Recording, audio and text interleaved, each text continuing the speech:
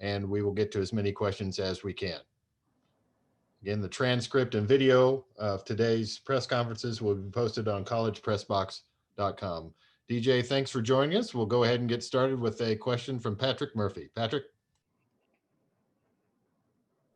Hey, DJ. When you look at the interior of this Ohio State offensive line, centers and the guards, what do you see out of that group, and what is the challenge that they provide? They're athletic, they're physical. They do a good job of controlling the line of scrimmage, knocking you out of your gap. And as a whole, they often do a good job of executing when the offensive line do their job.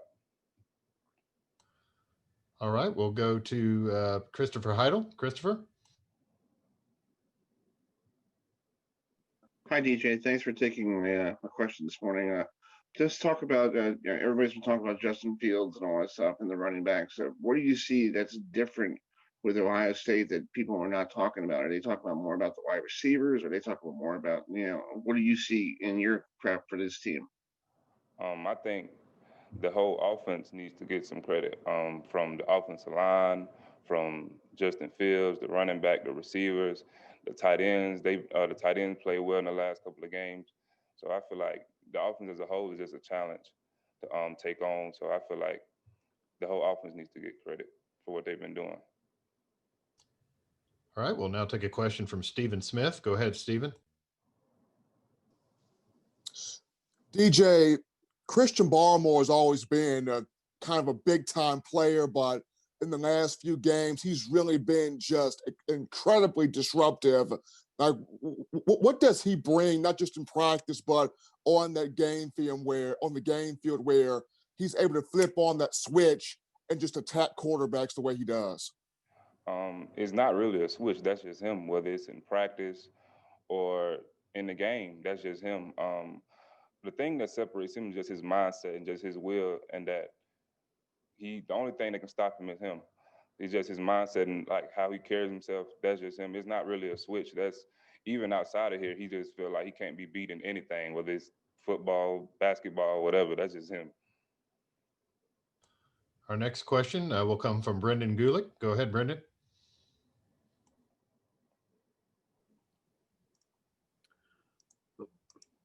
Go ahead, Sorry, Brendan. I think I just took me a second to get unmuted there. I apologize.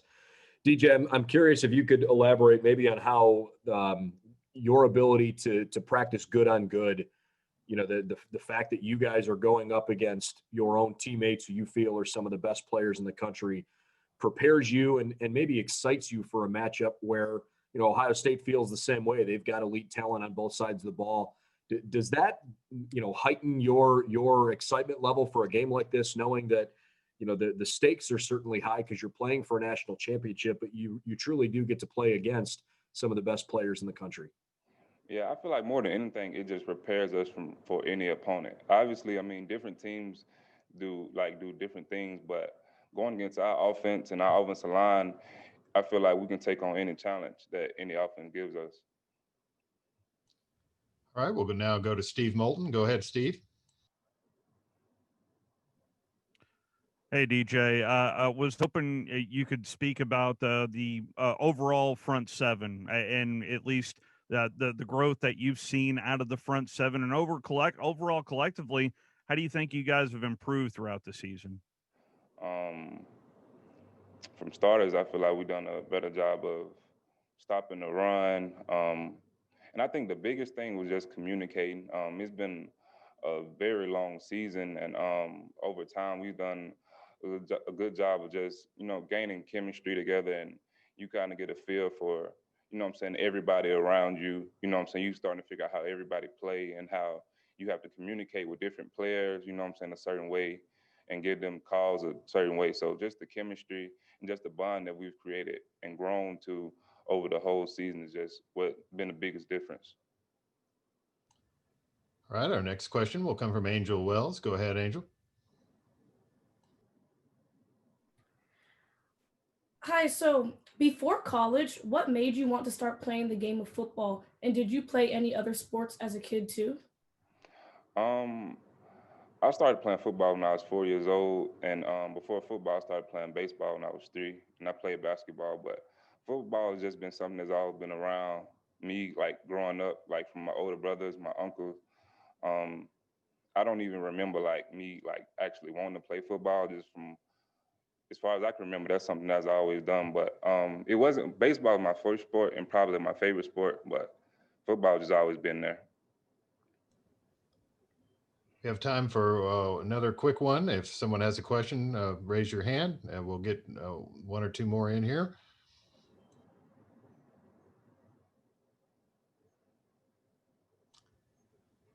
All right, we'll go to Leo Johnson. Leo, go ahead.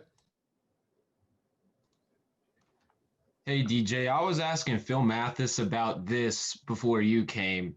How do you plan to get past the Buckeyes' outstanding offensive line and stop their great rushing attack and passing attack? I just believe in all the calls that coach is going to put us in and just executing them. And if you execute the calls, then it's going to put you in the best position to make plays. Yeah, I'm not really focused on like just me personally, but just executing all the calls that he gives us, and it'll put us in the best position to make plays.